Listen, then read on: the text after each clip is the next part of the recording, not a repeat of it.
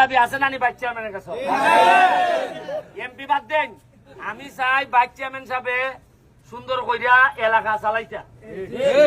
আমি এমপি হিসাবে যতক্ষণ লাগে আমি তো সহযোগিতা করতাম।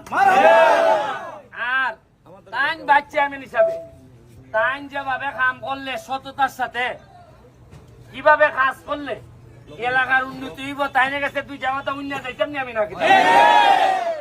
জায়গায় তো অভাবই নাই, যে ঠেলা দিছে ওই আমার খাদির মামুরে পাইছি উনকা মামু 2.50 লাখ। আমি 3 দিন আগে মন্ত্রণালয়ে গেছি, যে আমারে জানাইলো কয় যে আপনার উপজেলায় 50 লাখ পাইছে।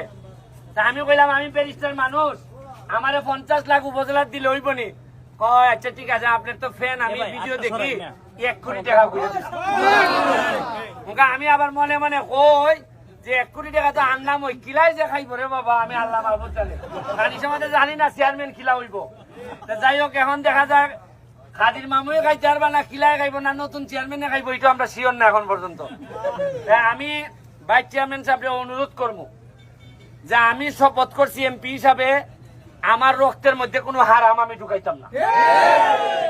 আপনার ফুলাপুরির লাগিয়া যে হক আইব, যে টাকা পয়সা আইব, এটা আমার ফুলাপুরির আমি খাওয়াইতাম না। তাই নি অনুযায়ী তুই কইবানি না কইবা যে কিছু ঢুকাইব, তাই কিতা কইবা এটা শুনতাম না নি আমরা।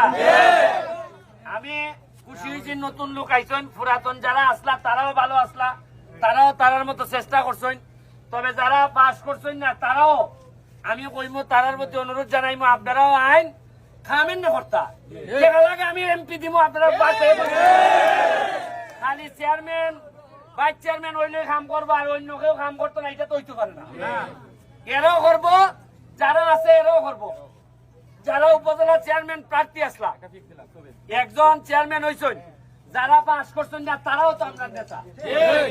যিনি সেকেন্ড হয়েছেন তাইনও প্রায় 35,000 ভোট পাইছেন, তাইনও আমি সম্মান করি, কারণ 35,000 লোকের নেতা সে।